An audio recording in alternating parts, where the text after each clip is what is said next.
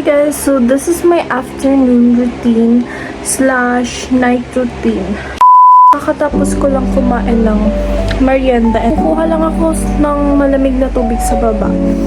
Kasi, ayun, maghihilamos ako gamit yung malamig na tubig. Like, ibababad ko yung face ko. A few moments later. I have here the cold water.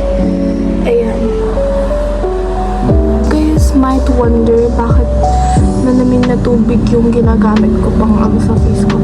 Para mag-close yung mga pores nyo. If you have pores, ayun, magka-close siya guys. At nanonood mo na ako habang nilulublog ko yung mukha ko sa malamig na tubig.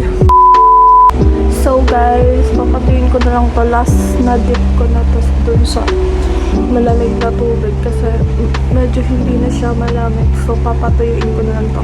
Okay guys, natuyo na siya. Magic human.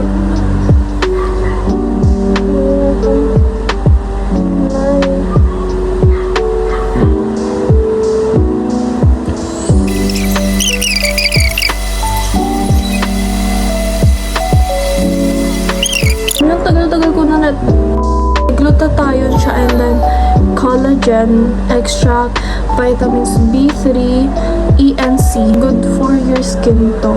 Di ko lang alam kung sa sensitive skin is pwede siya kasi hindi naman sensitive yung skin ko.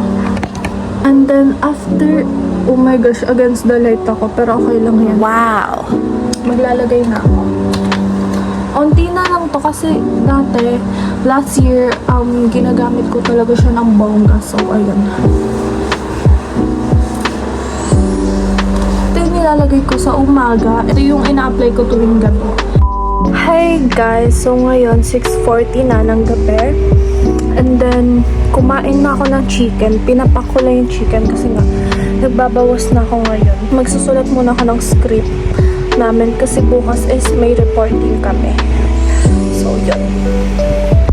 Update ko na kayo mamaya guys kasi nag-charge ako ngayon.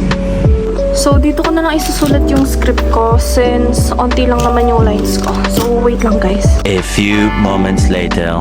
Oh my gosh. So guys, I'm done writing our script. Ito lang yung mga lines ko. Mang-bash sa sulat ko, may ikit yung pati. So, hindi napansin yung sulat ko. So, ito lang yung lines ko. Kaya yun lang yung sinulat ko.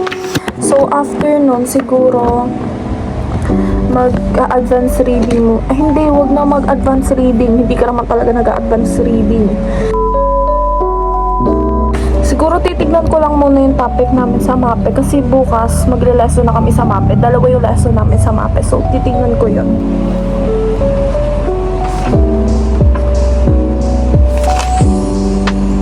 Okay, madali lang siya. About lang siya sa mga nota, ganun. So, eto, sanitary pads ko.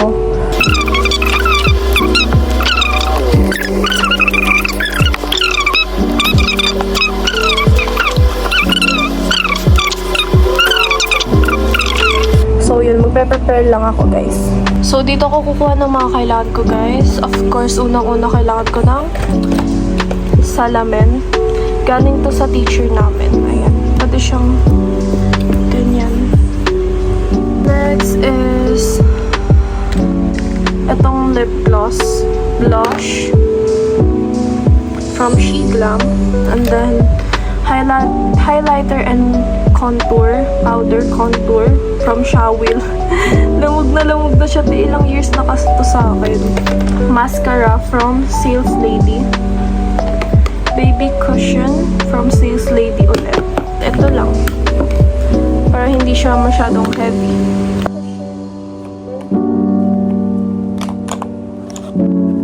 So, nakalagay na sila dyan. Ready na ako for tomorrow.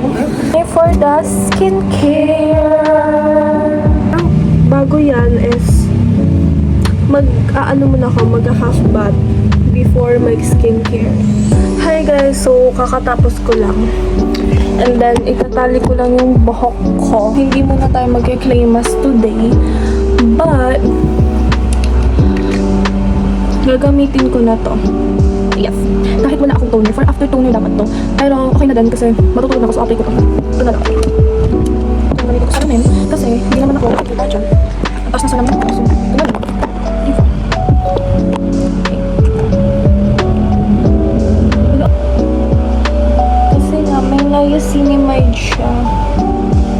talagang puputi ka talaga. Ayan. Shower. Yes, this is for the night time.